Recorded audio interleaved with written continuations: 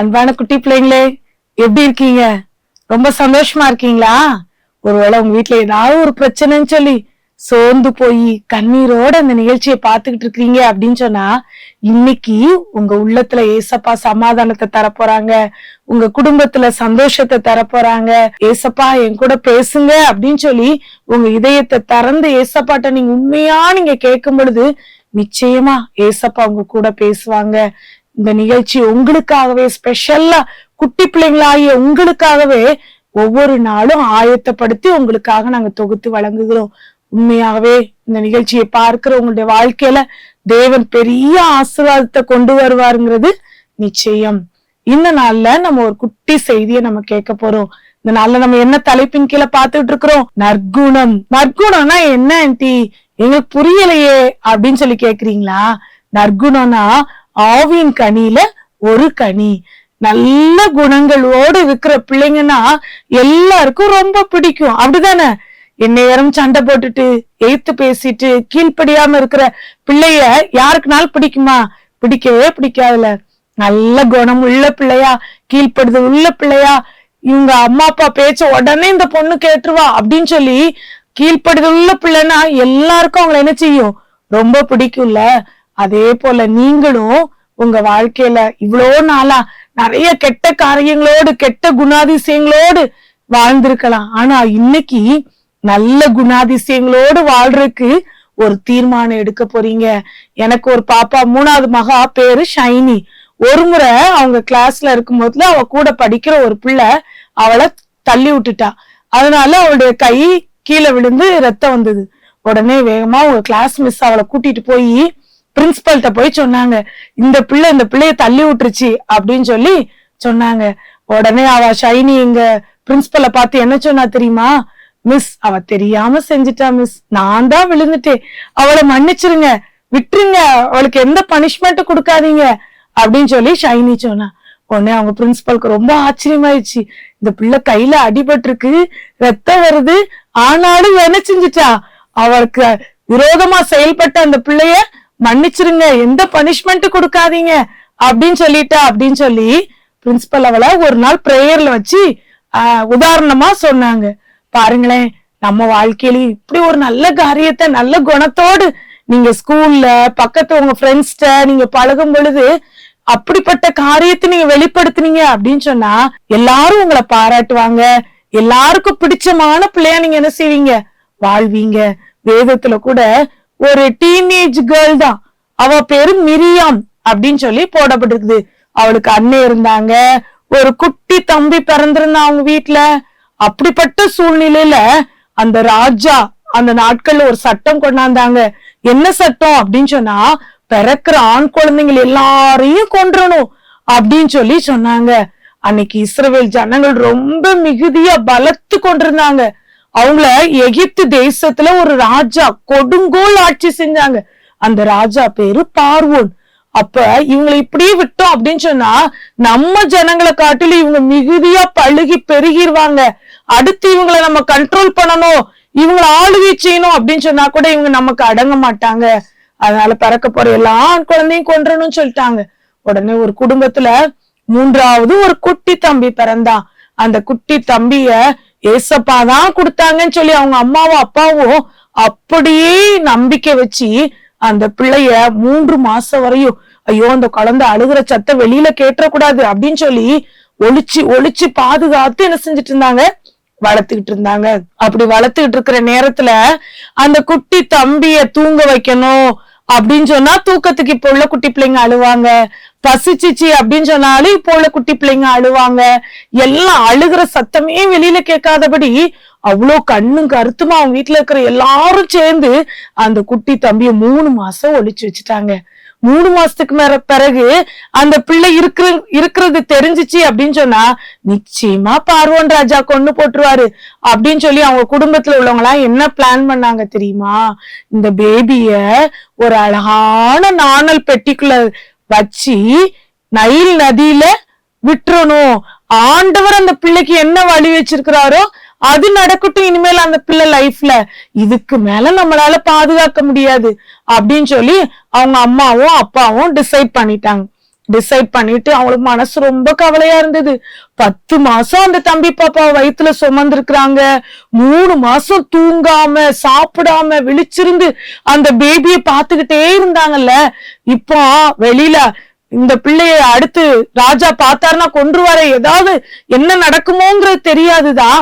ஆனாலும் ஆண்டவர் மேல நம்பிக்கை வச்சு அந்த அழகான பெட்டி, நாணர் பெட்டிக்குள்ள தண்ணி வராம இருக்கிறதுக்கு கீழ் அப்படிங்கிற ஒரு இதெல்லாம் பிசின் எல்லாம் பூசி நல்லா அழகா பேபிய ஒரு டவல்ல மறைச்சு வச்சு அந்த பெட்டிக்குள்ள வச்சு நைல் நதியில விட்டுட்டாங்க.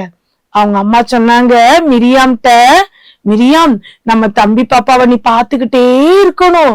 நம்ம தம்பி பாப்பாவை யார் எடுக்க வராங்க அல்லது வேற எதுவும் முதல்ல எல்லாம் அந்த நைல் நதியில இருக்கும், ஒருவேளை முதல்ல விழுங்கிடக்கூடாது, பெட்டியோட நம்ம பேபிய விழுங்கிடக்கூடாது, பாத்துக்கிட்டே இரு அப்படின்னு சொல்லி அவங்களுக்கு இன்ஸ்ட்ரக்ஷன் கொடுத்திருந்தாங்க.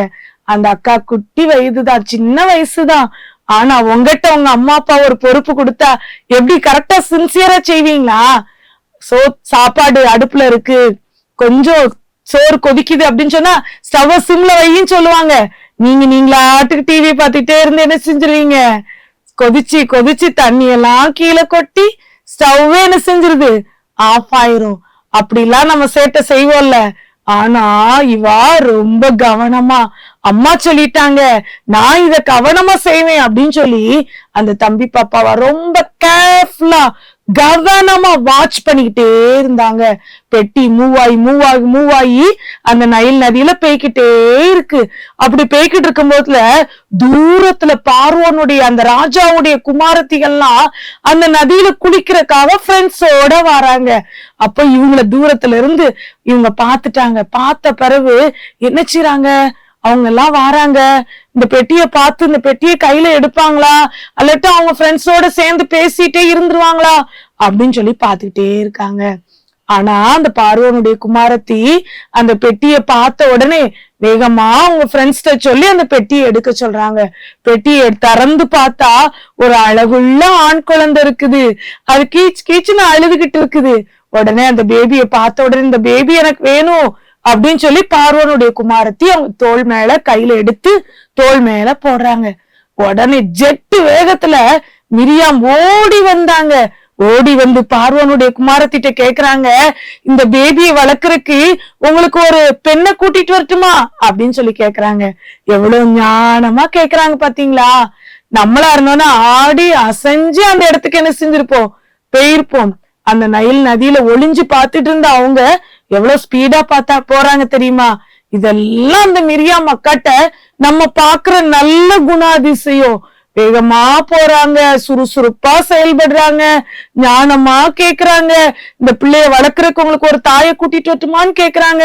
இது எல்லாம் ஏசப்பா அவங்களுக்கு கொடுத்த ஞானம், நல்ல குணம் அவங்களிடத்துல மிரியாம் இடத்துல இருந்தது. அதனாலதான் தன்னுடைய குட்டி தம்பிய அவங்க கண்ணும் கருத்துமா பார்த்தாங்க. இன்னைக்கு நம்ம வாழ்க்கையிலையும் இந்த மிரியாம் மூலமா ஆண்டவர் நம்ம கற்றுக் கொடுக்கிற காரியம் என்ன தெரியுமா? என்ன காரியத்தை பேரண்ட்ஸ் சொன்னாலும் அதுக்கு கீழ்ப்படுகிற பிள்ளைங்களா இருக்கணும். இது உங்க வாழ்க்கையில ஒரு நல்ல குணம். யாராவது உங்க கூட தேவையில்லாம சண்டை போட்டாங்க அப்படின்னு சொன்னா நீங்க விட்டு கொடுத்து போயிருங்களேன், அது ஒரு நல்ல பழக்கம். யாராவது உங்களை தப்பா பேசிட்டாங்க அப்படின்னு சொன்னா அவங்க கூட கோபப்படாம சண்டை போடாம பொறுமையா இருங்களேன், அது ஒரு நல்ல பழக்கம். இது எல்லாம் இன்னும் நிறைய நம்ம சொல்லிக்கிட்டே இருக்கலாம். இதெல்லாம் நல்ல குணம், இதெல்லாம் நல்ல குணம் அப்படின்னு சொல்லி நல்ல குணம் உள்ள பிள்ளைங்களா நீங்க வாழணும்னு சொல்லி ஏசப்பா எதிர்பார்க்கிறாங்க. ஆவியின் கனி நம்ம இடத்துல இருந்துச்சு அப்படின்னு சொன்னா நிச்சயமா நம்ம பரலோகம் போலாம். நற்குணம் உங்க இடத்துல இருக்கா குட்டி தம்பி, குட்டி தங்கச்சி? ஒருவேளை என்கிட்டலாம் அந்த நல்ல குணம் இல்ல ஆண்டி, நான் எப்பயுமே போய் பேசுவேன், திருடுவேன், ஏமாத்துவேன், சண்டை போடுவேன், கோபப்படுவேன் அப்படின்னு சொல்லி நினைக்கிறீங்களா? ஆண்டவர் உங்க வாழ்க்கையில நல்ல குணத்தை தர்றதுக்கு அவர் உங்களுக்கு போதுமானவரா இருக்காரு. நீங்க ஏசப்பாட்ட கேளுங்க, ஏசப்பா எனக்கு நல்ல குணத்தை தாங்கப்பா, என் கெட்ட ஸ்பாவத்தெல்லாம் மாத்திருங்க ஏசப்பா, நீங்க நல்ல குணமுள்ள பிள்ளையா நான் வாழணும்னு சொல்லி எதிர்பார்க்கிறீங்களே, என்ன மாத்திருங்கன்னு சொல்லி ஏசப்பாட்ட கேட்டீங்க அப்படின்னு சொன்னா ஏசப்பா நிச்சயமா நற்குணமுள்ள பிள்ளையா உங்களை மாத்திருவாங்க.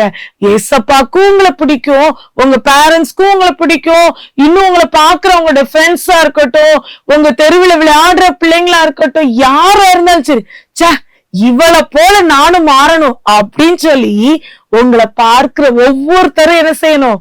மாறணும், சொல்லணும். உண்மையாகவே இவ குட் கேர்ள், இவ குட் பாய் அப்படின்னு சொல்லணும். அப்படிப்பட்ட நல்ல பேரை வாங்குவீங்கல்ல? நிச்சயமா வாங்குவீங்க. நானு இப்போ உங்களுக்காக நான் பிரேயர் பண்ண போறேன். ஏசப்பா அந்த நல்ல குணத்தினால உங்களை நிரப்ப போறாங்க. ஜெபிப்போமா? துதிக்கிற ராஜா, ஸ்தோத்திரிக்கிற சுவாமி, இந்த நிகழ்ச்சியின் மூலமாக இந்த நாளில எங்களுடைய பிள்ளைங்களுக்கு நற்குணம்ங்கிற தலைப்புல நீங்க கற்றுக் கொடுத்த ஒவ்வொரு காரியங்களுக்காகவும் உமக்கு நன்றி செலுத்துறோம். இது எங்க பிள்ளைங்க வாழ்க்கையில ஃபாலோ பண்ண உதவிச்சீங்க. நல்ல பிள்ளைங்களாக, எங்க பிள்ளைங்க சாட்சியுள்ள பிள்ளைங்களாக, அநேகருக்கு ஆசீர்வாதமான பிள்ளைங்களாக, பிரியமான பிள்ளைங்களாக நடக்க உதவிச்சீங்க. அவங்க வாழ்க்கையில இருக்கிற எல்லா கெட்ட பழக்கங்களையும் கெட்ட சுபாவங்களையும் அவங்கள விட்டு அகற்றுங்க. உமக்கு பிரியமான பிள்ளைங்களாய், நல்ல குணமுள்ள பிள்ளைங்களாய் வாழ கத்து நீங்க உதவிச்சீங்க. இயேசுவின் நாமத்தினாலே இந்த நிகழ்ச்சியை பார்த்து கொண்டிருக்கிற ஒவ்வொரு குட்டி செல்லங்களையும் வாழ்த்தி ஆசீர்வதிக்கிறோம். அவங்களுடைய குடும்பங்களிலே சமாதானம், சந்தோஷம், சுகம், பலன், ஜீவன், கிருபை, மனுஷ தயவு இயேசுவின் நாமத்தினாலே உண்டாகட்டும் என்று சொல்லி நாங்க ஜெபிக்கிறோம். உங்க கரத்துல முழுவதுமாய் தாழ்த்துகிறோம், அர்ப்பணிக்கிறோம். இயேசு மூலம் ஜெபம் கேளும் நல்ல பிதாவே, ஆமேன்.